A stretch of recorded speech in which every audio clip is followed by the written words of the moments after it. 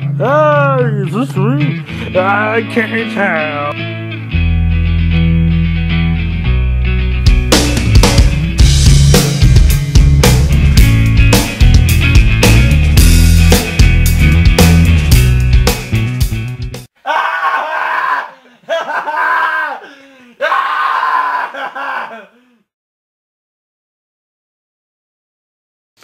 Alright, so I'm doing my top 10 albums of the 1980s. And I'm here for moral support. Yes, so you're just going to see him chilling in the back, so he'll probably make fun of me while I'm doing this, but that's okay.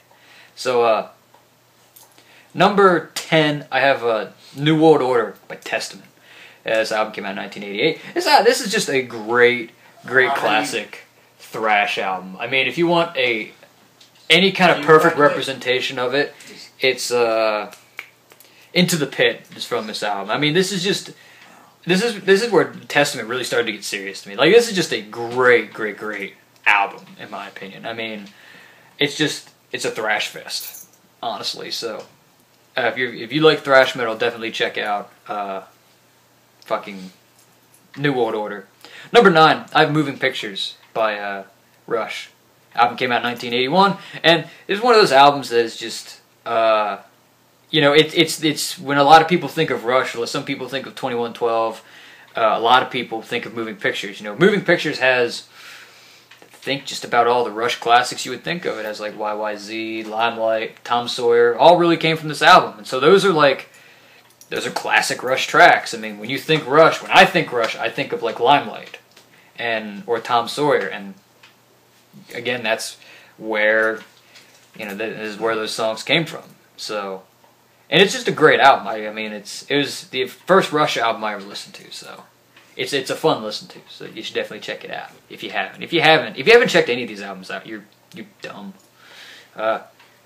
Number 8, I have Thriller, Michael Jackson, what some people would argue to be the greatest album of the 80s. Which, I mean, Thriller is a really good album. It's definitely probably the only pop album that I can stomach, but that's because it's Michael Jackson. Michael Jackson is the king of pop, and he is an amazing singer and I mean performer. Well, allegedly, nothing was ever proven. Singer, amazing molester. He does it all well. He does everything. Even never mind. I was going to take it even shorter.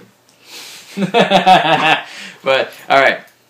But, you know... Yo, respect the dead. Fuck, you know... Hey. Again, Thriller's from this album, which is Michael Jackson's probably his, you know, his most well-known song. You know, and it's, again, like I said, it's the best pop album ever made. It's probably, again, the only pop album I could really listen to. And it's just a great album. I mean, I see no shame in having this album on my list because it is just a really good album. Number 7, I've Holy Diver by Dio, and my chicken scratch, I can't read that. I think 83, yeah, 1983. That's when that album came out. You know, Holy Diver is just again, it was Dio's first album as a solo act, having his own band behind him, and again, it's another one of those things of it. I mean, it has all the Dio songs. When I think of Dio, I think of him. Has Stand Up and Shout on it. Yeah, Stand Up and Shout's from this album. And then, again, Holy Diver, Rainbow in the Dark, probably Dio's 2 most well-known songs. You know, and I think this album is just really cool because you get to see, in a way, Dio shine with musicians behind him that are catering to his talents instead of, like, you know, where he was really talented in Black Sabbath. You know, he's really doing his thing here, which I think is really cool. So, Holy Diver, number 7. Number 6, Appetite for Destruction by Guns N' Roses. Again, probably another very solid debut from a band. This is probably one of my personal favorite hard rock albums ever made. I mean, this is... I mean, you both the Use Your Illusions are good albums, but this is really one of the only Guns N' Roses albums that matters. I mean, you know, Sweet Child of Mine is a cool song. Paradise City is my favorite Guns N' Roses song ever. You know, Welcome to the Jungle, Night Train, Mr. Brownstone, Out to Get Me. You know, there's a lot of just, again, really good Guns N' Roses song. And this is when Guns N' Roses was straight up awesome hard rock, and before they started to go downhill and Axl started to become too much of an artist. So, yeah. Like Kanye. Yeah. Kanye makes public appearances though, so I mean, I guess I gotta give that to him, but, so yeah, Guns N' Roses, Appetite for Destruction. Number 5. The Number of the Beast, Iron Maiden. Again, probably one of the most important metal albums ever made, kind of like up there with like Paranoid and Master of Puppets is, you know, one of the most important metal albums ever. I mean, honestly, any Iron Maiden album could fit on this list. And this one more so than others. I mean, this one has Hallowed Be Thy Name, the best Iron Maiden track ever. It has Run to the Hills, Total Eclipse, Children of the Damned. Crap, I'm drawing a blank on some of the other songs. But this is just like, again, it's Iron Maiden at their best. Iron Maiden's always at their best, but if there was like, they were more at their best at a certain time, it's this album. It's fucking The Number of the Beast. I mean, everything is fucking perfect on this album. And this is the first album with Bruce Dickinson, whom, you know, I kind of can't imagine Iron Maiden without him. I've only listened a little bit to their debut and Killers, and I never really listened to the 2 albums they did in the middle without him, but Fake. Maybe. Not a real band, fake. But yeah, like Number of the Beast is so iconic. I mean, it just might not be as high on my list just because I think there are other albums that I like a little bit better than it from a personal standpoint. Number 4, I have Among the Living, Anthrax, 1986. Probably my personal favorite pure thrash album ever.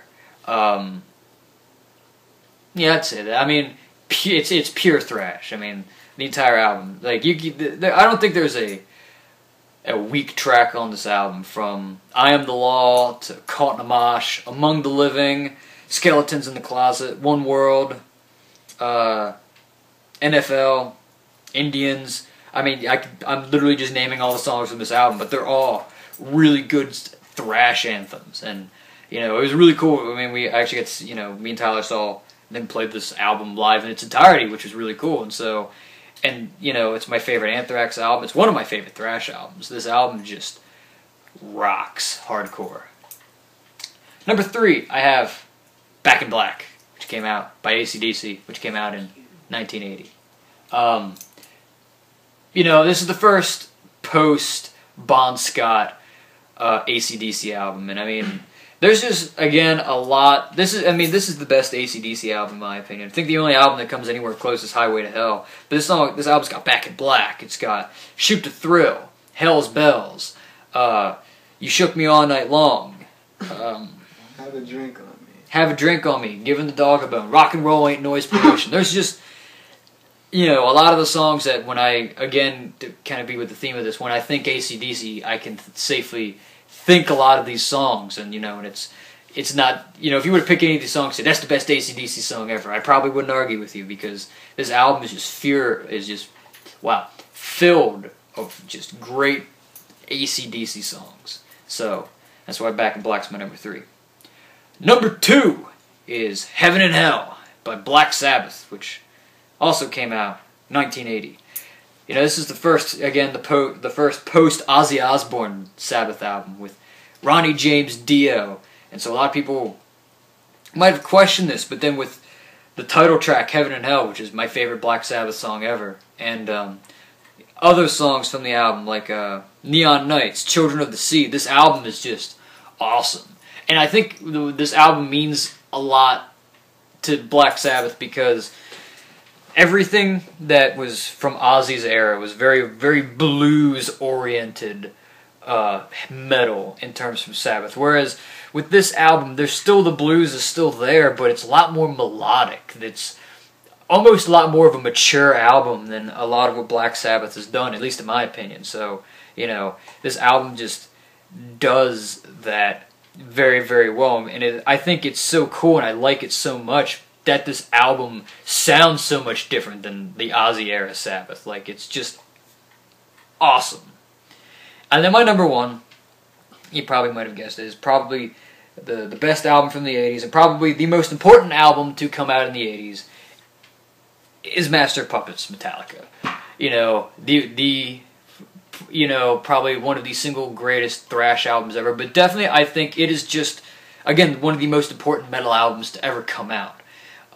You know, from every I'm not even going to bother listing the tracks, because every track on that album is perfect. And what this album does good, and whereas I might have put Injustice for All, because though Injustice for All I do personally like a little bit more, this album means so much more. It was everything Metallica had tried to encompass with their early career, and it's brought together in perfect songs like Battery, Master of Puppets, Sanitarium, Disposable Heroes.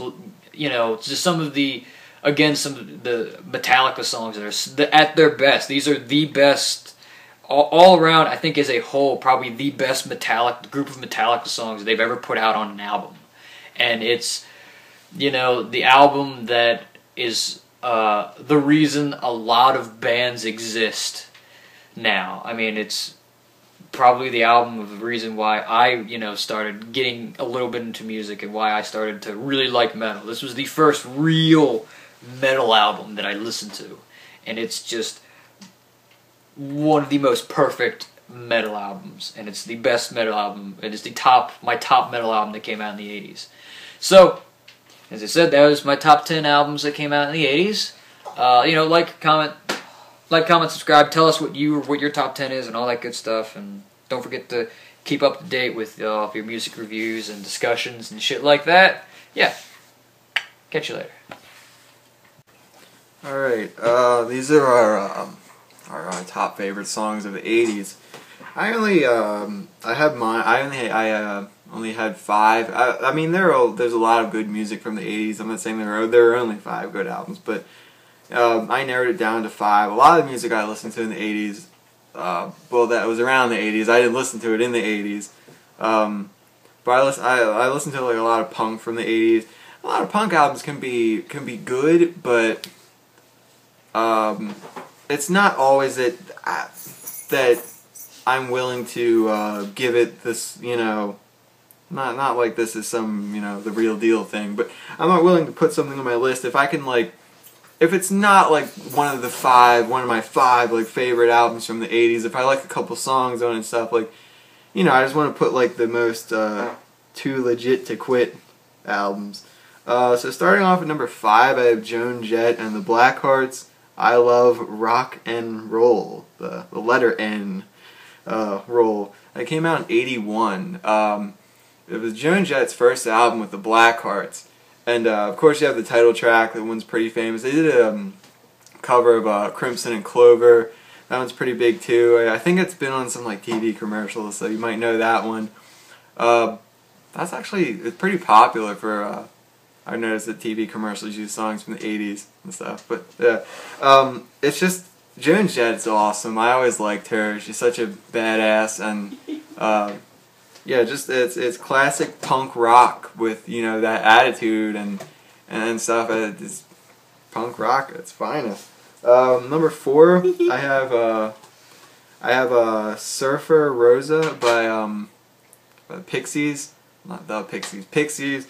That came out in what do I have here? In 1988. This album, actually, if you ever check in like what bands have been influenced by, this has influenced a lot of like alternative rock in the 90s, early 2000s, from which those bands have influenced bands now today.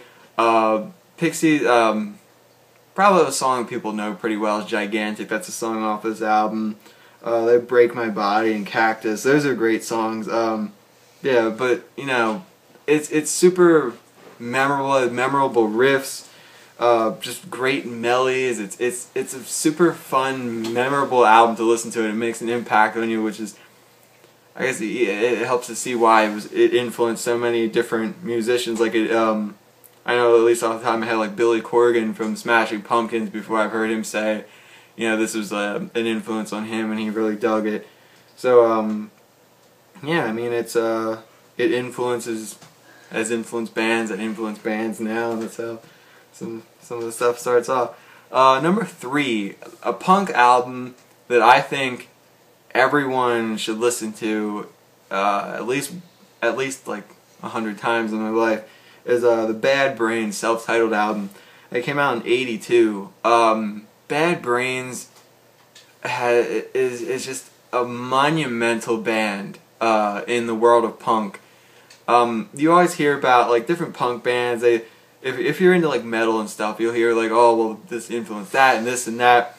I mean, you hear like you always hear with punk bands like, oh, the Ramones, they were like pioneers, or like the Sex Pistols, they were pioneers. But Bad Brains, I think, just outdoes them in talent and just songwriting and talent and skill are basically the same thing. I was gonna say talent and skill, but they just outdo those bands. They're so, I mean, for being 1982, so aggressive and upbeat and just this insane stuff, and just the way they blend like reggae and punk music together, hardcore punk. Like the song Attitude is like, you know, yeah, but then you have like Leaving Babylon. That's like, you know, you just want to just relax to that. It's like you don't know how to feel sometimes in this album when you're, you know, you want to like punch your grandmother or something in some of the songs.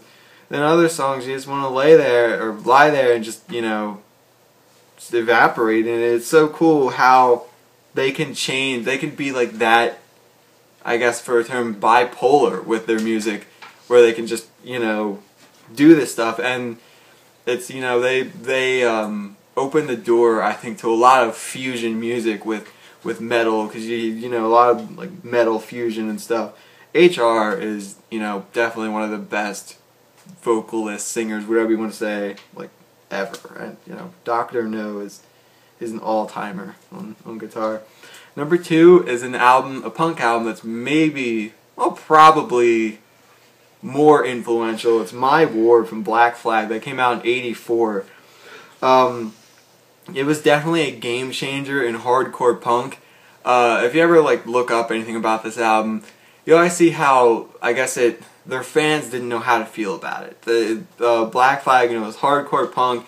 Like, you know, Henry Rollins, if you know who Henry Rollins is, singer of Black Flag, you kind of have this idea of the band.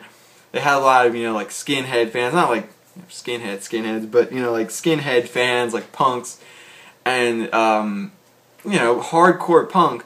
And the B-side of this album was just so different. It was, honestly, you look at just a lot of bands, because this came out in '84, a lot of bands, metal bands nowadays, that have like have the word like sludge somewhere in their genre, in the name of their genre, sludge metal or like grunge or anything dirty, gross sounding like that or whatever.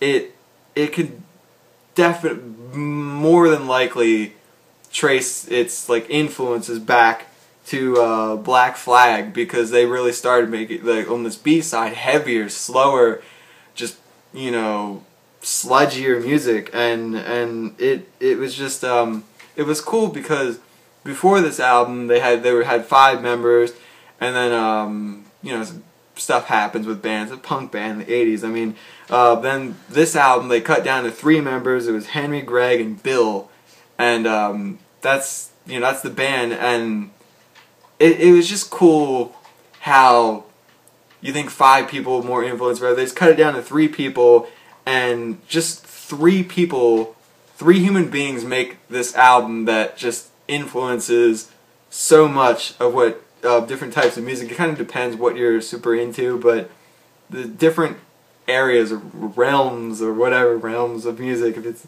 like medieval times, whatever, the different realms of music you might listen to, you might owe it all to Black Flag. And that's, you know, they're super influential like that. And, you know, yeah, in a sense I have like these albums so far, I have all these albums that are super influential, but not only that, I enjoy them. There's some of my favorite, 5 of my favorite from the 1980s. And even what now? It's 2015, and I like to jam these albums, and it's just cool how, like, yeah, My War came out in 1984. That's a little over 30 years ago, and I still listen to it all the time. And it's just cool how a band that, like, you know, a lot of people might not know, Black Flag is a punk band, punk, you know, but it's just cool how the music lasts and how it's influenced, and not only influences bands, but is still good today, even as standards have changed. Number one, what might be a lot of people might say is the best punk, rock, indie, alternative, whatever album of the 1980s. I have Sonic Youth, Daydream Nation. It came out in '88, so late '80s. It was a gigantic influence. I should have used that pun for the Pixies, because, you know, gigantic. But it was a huge influence on modern alternative rock, alternative music, indie music. Even in the '90s and still today, you know, direct influence comes from Sonic Youth. This band was so influential, and this album is just so insanely good. You know, it's so driven. The songwriting is just perfect. It's, you know, it's so well put together, and probably the song people know most, maybe most, from Sonic Youth, and I don't know, the Carpenters cover. That was pretty big because I was in Juno. But the original song is probably Teenage Riot. Is probably the song, maybe the song most well known from Sonic Youth. I can listen to that song and it instantly makes me think of today, like some alternative rock. I mean, that's like a loose term, but like Tiger's Jaw and Pity Sex, bands I listen to today, especially Pity Sex. I just get this feeling, you know, that like this music that I love so much today comes from that. And it hasn't been like translated over time, like I was saying about Black Flag or all these bands. I can go directly back to Sonic Youth and listen to that and have it be just incredible. It's not something, like I said, that gets translated, influence, and it changes. But it's just something that all these bands, especially the last thing about this album, it's just, I mean, all these albums, I guess, to me are super catchy, but this one is just so catchy. And the best thing I like, the thing I like most about it is it's extremely well-rounded. I can listen to like any song any given day, and you know, it gets me in a good mood, and I can just feel it whenever. You know, it's one of those just, you can utilize it for any given mood, any given time of the day. Sonic Youth has had a pretty good influence on the music I've listened to. I mean, not just bands I listen to, but influence on me and what bands I listen to. It influences me too, and bands I listen to. All these bands influential, really cool, do a wonderful job putting out all-time great albums. But yeah, I have to say these are my 5 favorite albums of the 80s. I could have 10 and put in some different stuff. I felt like this list was good, just because it's, you know, to me it's the best of the best. And that's my 5 best of the 80s. Stay tuned and watch our best albums of the 1990s. It's my top 10 albums of the 80s. Let's do it. Man, we're going through the 80s. We're going through the decades. Here we go. My list is comprised of a lot of fucking metal. No fucking surprise. Here we go. Number 10, I have Bonded by Blood by Exodus. I think this is a very, very important thrash record. You know, it came out in 1983, you know, basically along with Kill 'Em All with Metallica. I mean, a lot of people forget that Exodus was probably, maybe sort of, you can spin it, the first, you know, thrash band before Metallica. Metallica just kind of popularized it. I said that wrong, but it's okay. This record just slams, man. Like songs like Piranha, Metal Command, and then there was None, A Lesson in Violence, the title track, Steve Souza, Gary Holt, riffs, thrash. I love this album. It's very, very good. Number 9. I have Slayer with Rain and Blood. I debated not putting this on here, but some of the albums on my list I kind of put on here just because of the importance to it with metal in the future. What these records did for metal, and Slayer's Rain and Blood is hugely influential for death metal, black metal, all that stuff. But this just took thrash metal to an insane fucking level.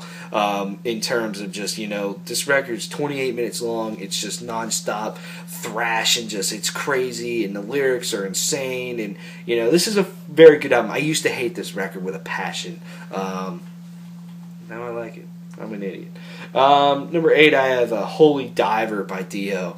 I mean, what's to say about this album? I mean, Dio, he is one of the best, arguably the best. If someone said Dio is the best heavy metal singer of all time, I wouldn't blame him. And this record is just very good. I mean, the title track, Rainbow in the Dark, and just overall, I mean, it's kind of surprising. He leaves Black Sabbath, goes solo, and here he just writes an album that's just as good as his stuff with Black Sabbath, you could argue.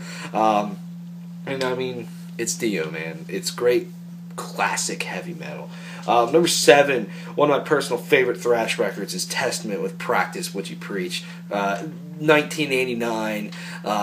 This album fucking jams, man. It is heavy. I mean, the title track alone is good to just make this album amazing. But this is one of the best performances by Chuck Billy. It still has that weird ass Testament production that they've always had in the 80s and even into the 90s as well. But Practice What You Preach, it's just, I really liked the New Order, I liked the Legacy, but I felt like this album just put it all together the best to me. Songs like Sins of Omission, like I said, the title track, Envy Life, Nightmare. Some songs are longer than others, but man, the riffs are there, they're tight. Fucking Alex fucking Skaldner, he can shred his fucking balls off, man. Skaldnik, sorry. Pronounced that wrong. Alex Skaldnik. Skaldner is Chuck Skaldner, you fucking idiot. So yeah, Testament, Practice What You Preach is an incredible album. And they also have the track The Ballad, which I think is one of the best ballads of all time. It's pretty crazy to see Testament just flip like that and write a good ballad like that. You probably saw like, hey, Metallica did it, we can do it. So yeah. Number 6, Rush, Moving Pictures. Rush is one of the greatest progressive rock bands, just progressive bands, period. Just a great fucking band. And Moving Pictures to me is like their swan song. To me, they have not touched Moving Pictures. I mean, YYZ, Limelight, The Camera Eye, Red Beretta, Tom Sawyer. Jesus Christ! Every time that song starts, it's like one of the hottest things you'll ever hear from the least hot dudes in all of music. This album is incredible. And just the musicianship in Rush, period, but definitely on this album is awesome. Geddy Lee, Alex Lifeson, and motherfucker Neil Peart. Yeah, man, Neil Peart jams. This album is great. Number 5, I have one of the thrashiest. You can't get thrashier than this record, and that's Among the Living by Anthrax. Damn, this is just a classic album. I mean, you have, at this point in time, you have Slayer that just want to rip your throat out. You have Metallica just writing these epic thrash songs and just taking it to new heights, and then you have Megadeth. But Anthrax is like, you don't need to have this crazy, gruff singer, manly dude. We can have this guy that can just soar like a fucking eagle singing, and that's Joey Belladonna. And, you know, his vocal performance on this album is incredibly tight, and the riffage is amazing, and there's just so many good songs. I mean, Indians is probably has one of the greatest thrash moments ever in metal in the middle of that song. I'll never forget seeing that played live. All 3 times I've seen Anthrax, but especially the first time. You know, let's see, NFL, I Am the Fucking Law. That's a great song. The title track is incredible as well. There's so many classic songs on here, and seeing it played, like Keith mentioned, from start to finish live in its entirety, it was one of the coolest things I think I've ever experienced. And, you know, this album has so many good riffs. It's insane. And it's just thrashy. Caught in a Mosh. That's another really good one, too. Yeah. Number 4, I have Back in Black by AC/DC. You know, when people think just overall in music, what's the best albums from the 80s? You know, Thriller from Michael Jackson's up there. And I would argue a lot of people think of Back in Black. And I don't blame them. I mean, it's pretty crazy that basically every song on Back in Black was a hit for AC/DC. Off of this album. I mean, the whole album you can hear on the radio at any time. I mean, that's crazy to me. And, you know, Bon Scott passed away. Brian Johnson fills in some pretty big shoes after they had, you know, so many incredible hits with Highway to Hell, you know, and then they just write an even more perfect album. I mean, the riffs on this album are tight. The whole band is tight. This has some of the best Angus Young solos, and just some of the hottest, sexiest grooves you'll hear in music.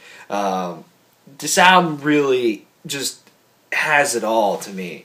You know, rock and roll ain't noise pollution. Every time that starts, you just crank it up, dude. I mean, you can't listen to that song just in the background, nice and quiet. You jam the fuck out of that song.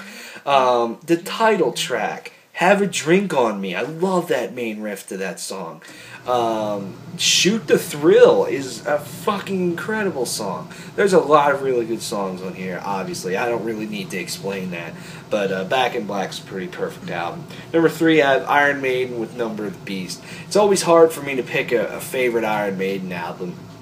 I think this one stands a little bit above. You know, after Iron Maiden moved on and found a new singer with Bruce Dickinson. They moved on from Paulie Diano. I think that's his name. I don't really listen to Iron Maiden's first 2 records, but that's his fucking name. You know, this Iron Maiden just gives you this feeling to me that no other band can really just make me feel. It's so cool.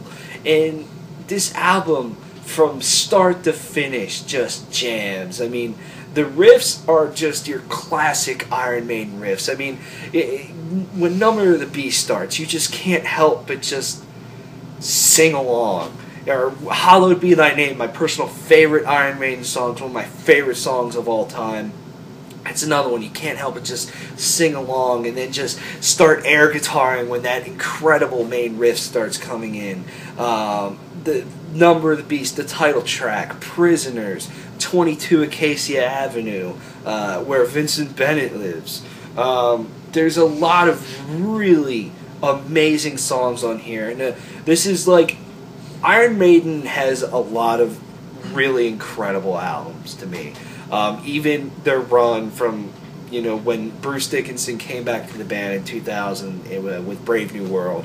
But this one just seems a little bit above the other ones, in my opinion, in terms of songwriting and everything. And the solos, man. The solos, they're incredible.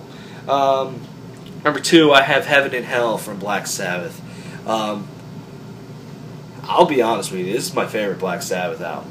and I think it stands very, very tall above any of the Ozzy Black Sabbath albums, and I do really like a lot of the Ozzy Black Sabbath albums. But to me, it's just so hard to argue the musicianship in this record compared to anything that Black Sabbath did in the 70s. Just the production of this album is flawless. It's more melodic. The songs are just tighter. They're more well written.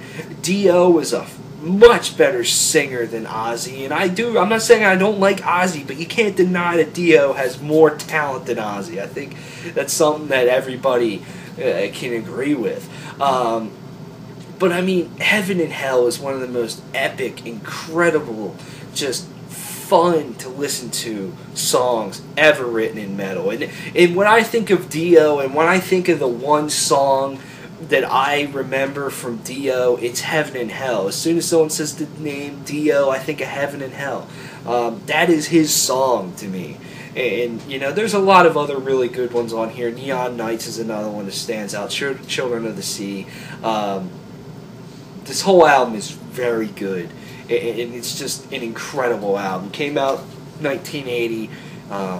Man, this is a good album. And my number one, it's so typical, I just don't even want to say it. But of course, Metallica with Master of Puppets. As a fan of thrash metal and very more classic albums, this is what I grew up on.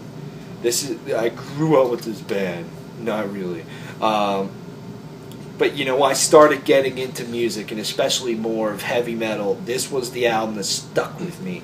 And I would say, personally, And Justice for All Anymore is my favorite Metallica album. But this one is probably the most important Metallica album, and the most important Metallica album to me personally, because Metallica was just huge for getting me into what I listen to now. Every song on this album is incredible. Like, seriously. And you know, this is Cliff Burton's shining moment on here. You know, it's you know, everybody knows this is the last record that Cliff Burton was on. But dude, Leopard Messiah, Damage Inc., the thrash is just there. The production was pretty solid. James Hetfield grew so much from Ride the Lightning to Master of Puppets. Disposable Heroes. The title track. When the main riff kicks in, holy shit, that is one of the tightest, coolest riffs ever written. Welcome Home Sanitarium, them trying to capture the same magic of Fade to Black. And in my opinion, they don't, but it's still a damn good song. The Thing That Should Not Be has one of the crunchiest fucking riffs. That is a heavy, heavy, heavy song. And of course, Battery is probably one of the thrashiest songs of all time, with such an amazing intro with that acoustic guitar. This album is fantastic. Lars Ulrich was good at one point, and his drums are very good on here. Like I mentioned, the riffs. Kirk Hammett's solos are just from one to the next. They're well written and very memorable. And of course, Cliff Burton just is a motherfucker on the bass. And I mean, this album is just important to metal, man. And to me, it wouldn't be the same without this album. I mean, so many bands have tried to emulate Metallica. This is what put Metallica up in the fucking atmosphere, stratosphere, all the way into space. This is a great album. And this is my list. This is my personal list, what I think are the best 10 albums from the 1980s. Of course, I'm focusing more on the metal and rock side. Of course, there's so many good albums from the 80s, just from all genres, period. But these are the ones that resonate with me the most. And so, thanks for watching and subscribing and